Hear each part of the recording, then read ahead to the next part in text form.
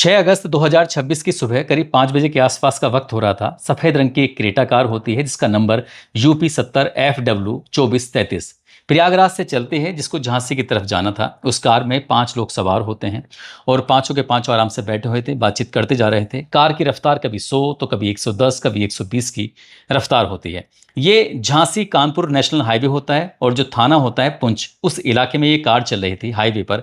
अचानक ही उस कार के सामने एक बछड़ा आ जाता है, ऐसा प्रत्यक्षदर्शी बताते हैं।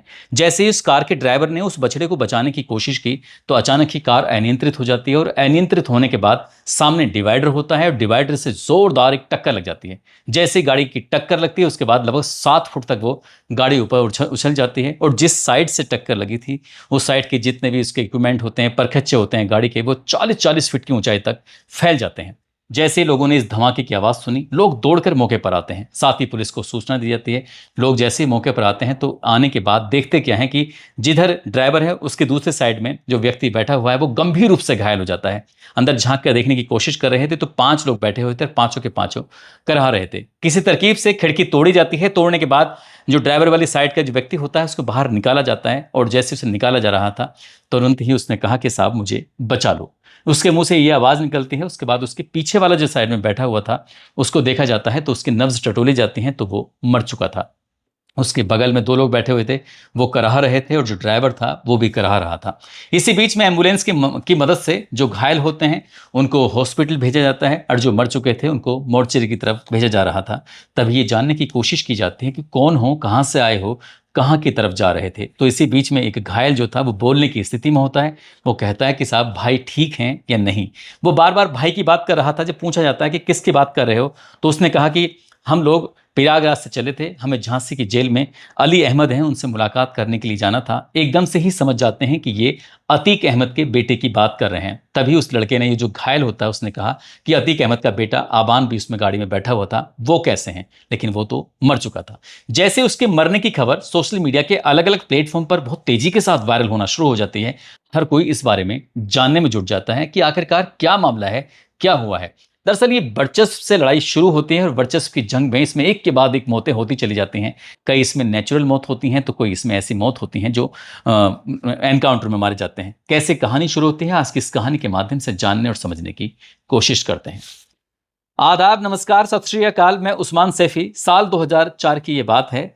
आम लोकसभा चुनाव की घोषणा कर दी जाती है और जैसे ही आम लोकसभा चुनाव की घोषणा की जाती है तो इलाहाबाद शहर पश्चिम से विधायक अतीक अहमद भी कोशिश में जुट जाता है ताकि उसको भी लोकसभा का टिकट मिल जाए। उसकी जद्दोजहद, उसकी मेहनत काम आ जाती है और उसको समाजवादी पार्टी की तरफ से फूलपुर लोकसभा सीट से टिकट मिल जाता है। जब टिकट मिलता है पूरी ताकत वो झोंक देता है। आखिरकार विधायक से वो सांसद बन जाता है। लेकिन जब सांसद बन जाता है तो उसकी जो सीट होती है शहर पश्चिम की, वो खाली हो जाती है। तभी उसने प्लान बनाया, क्योंकि सीट बहुत लंबे समय से वो जीत रहा था, क्यों ना ये सीट घर के घर में ही रह जाए। इसलिए उसने अपने छोटे भाई खालिद अजीम उर्फ अशरफ को उस सीट पर खड़ा कर देता है कि ताकि तुम इलेक्शन लड़ो और विधायक बन जाओ। भाई विधायक बन गया और एक भाई सांसद, यही कोशिश थी और भाई को इलेक्शन लड़वाने में पूरी ताकत झोंक दी जाती है।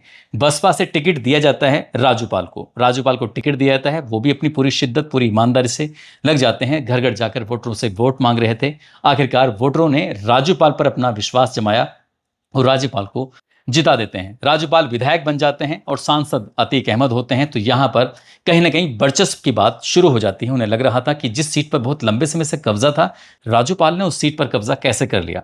बस यहीं से एक नोरा कुश्ती शुरू हो जाती है और हालत ऐसी हो जाती है कि फिर बात मार धाड़ पर शुरू हो जाती है। आलम यह होता है कि 25 जनवरी 2005 को बसपा विधायक राजूपाल की गोलियां बरसाकर हत्या कर दी जाती है। और जैसे हत्या होती है तो इस घटनाक्रम का एक चश्मदीद होता है। एक न केवल चश्मदीद होता है बल्कि उनका दोस्त भी था, रिश्तेदार भी, जिसका नाम उमेश पाल होता है। उमेश पाल इस मामले के मुख्य गवाह होते हैं और उन्होंने फैसला कर लिया था कि जो भी इस घटनाक्रम के, इस हत्याकांड के पीछे होंगे, हर हाल में उन्हें सजा दिलाकर रहेंगे। हालांकि उन्हें धमकियां भी मिलती रहीं, एक बार अपहरण भी कर लिया जाता है। तो इसलिए लगातार वो अपनी डिमांड भी कर रहे थे कि सब मुझे सुरक्षा चाहिए और गवर्नमेंट उनको सुरक्षा भी दे देती है। सुरक्षा में रहते हैं, उसके बावजूद भी जो उनके पीछे जो भी खतरा था, खतरा मंडराता रहता है। और खतरा मंडराता है 24 फरवरी 2023 को शाम के लगभग 5:15 के आसपास का वक्त हो रहा था। वो अपने घर जैसे ही आ रहे थे अपने घर घूमनगंज प्रयागराज में लगता है।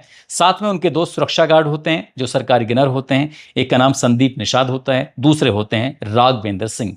इसी बीच में एक क्रेटा कार आती है, उस क्रेटा कार में सवार कुछ लोग होते हैं और इसी बीच में उन्हें कोई बम फेंक के मारा था तो कोई लगातार गोलियां बरसा रहा था। हालांकि उमेश पाल ने बचने की कोशिश की। उनकी जो सरकारी गनर होते हैं संदीप निषाद और राघवेंद्र ने अपने आप को भी बचाने की कोशिश की और उमेश पाल को भी बचाने की कोशिश कर रहे थे, लेकिन जो गोली चलाने वाले थे या बम चलाने वाले थे लगातार वो हमलावर होते हैं और एक के बाद एक लगातार गोलियां चल रही थी और इसमें उमेश पाल की हत्या हो जाती है। जो उनके सरकारी गनर होते हैं वो भी इसमें मारे जाते हैं।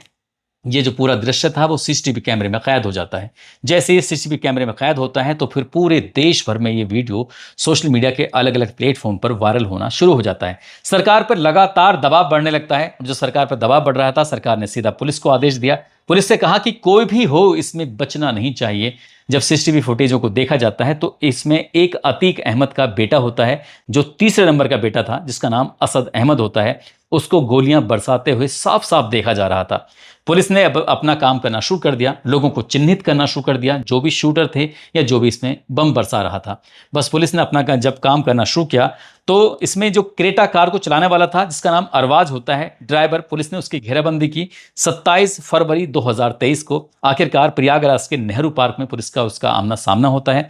उसने पुलिस की तरफ गोली चलाई, पुलिस ने उसकी तरफ गोली चलाई और जो गोलीबारी में यहाँ जो ड्राइवर होता है अरवाज, जो कि उस दिन उमेश पाल हत्याकांड में जो गाड़ी चला रहा था, वो ढेर हो जाता है, मारा जाता है। जो अरबाज होता है वो अली अहमद यानी कि अतीक का जो बेटा होता है उसका ड्राइवर भी होता है, साथ ही उसका सुरक्षा गार्ड भी होता है। दोनों काम वो एक साथ कर रहा था। पुलिस अपनी कार्रवाई लगातार कर रही थी और 6 मार्च 2023 को एक बार फिर से पुलिस के हाथ विजय चौधरी उर्फ उस्मान नाम का जो इसमें वो व्यक्ति होता है जो सबसे पहले उमेश पाल पर इसने गोली चलाई थी, जिसने सबसे पहले सुरक्षा कर्मियों पर गोली चलाई थी।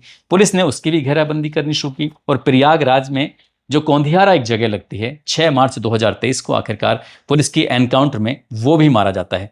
पुलिस लगातार प्रयास कर रही थी क्योंकि अतीक अहमद का जो बेटा था, अतीक अहमद का बेटा इस मामले में बिल्कुल साफ साफ दिखाई दे रहा था।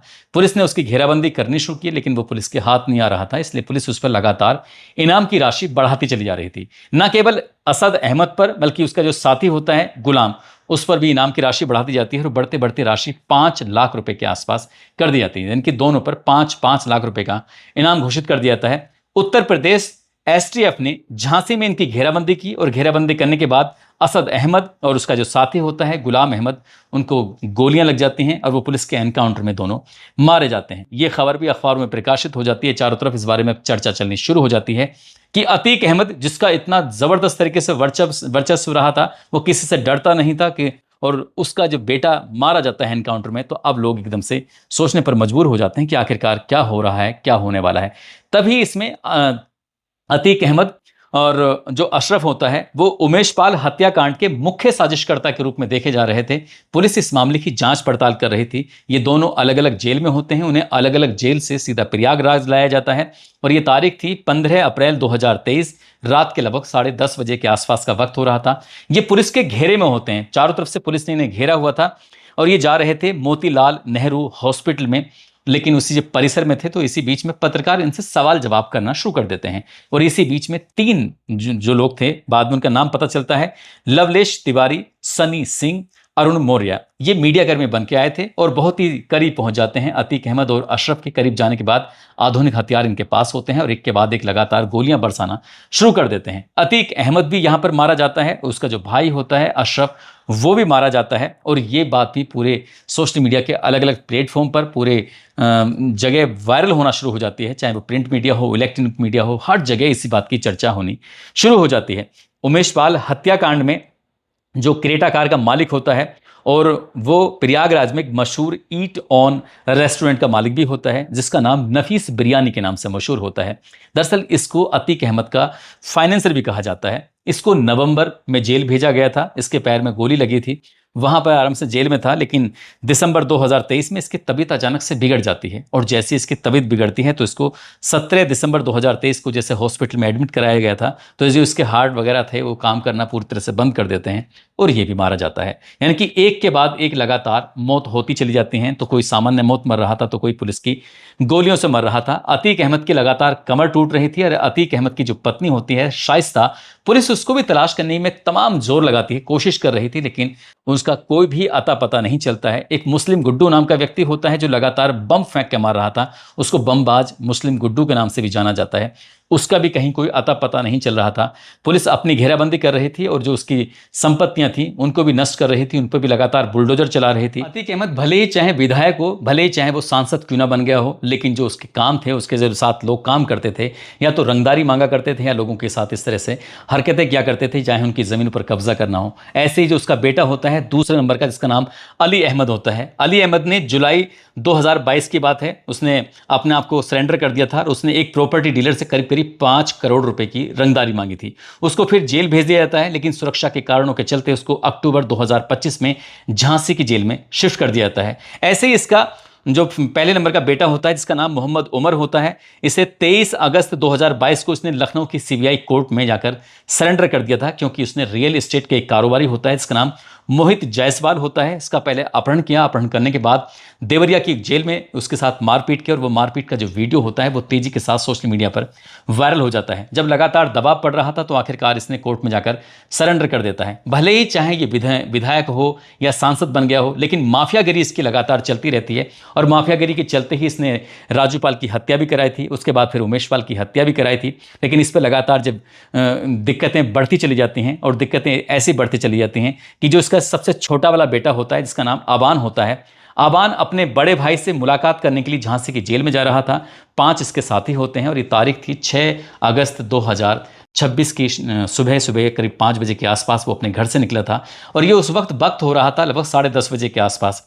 अभी ये झांसी का जो थाना लगता है पुंछ थाने क्षेत्र की बात है। हाईवे पर जब उनकी कार चल रही थी, कार के ठीक सामने ऐसा बताया जाता है कि वहाँ पर एक बछड़ा आ जाता है, और बछड़े से बचाने की वजह से ही रोड पर एक्सीडेंट हो जाता है। रोड पर एक्सीडेंट इतना ज़बरदस्त था कि कार के परखच्चे उड़ जाते हैं, और जो 2 होते हैं इसके अंदर, जैसे आबान होता है और उसका एक दोस्त होता है जिसका नाम सोनू होता है, उसकी मौके पर ही मौत हो जाती है। लेकिन 3 लोग जो होते हैं इसमें गंभीर रूप से घायल हो जाते हैं। जैसे मोहम्मद उमर घायल हो जाता है, फारूक और जैद ये गंभीर रूप से घायल हो जाते हैं। इनको महारानी लक्ष्मीबाई हॉस्पिटल में इनको एडमिट कराया जाता है।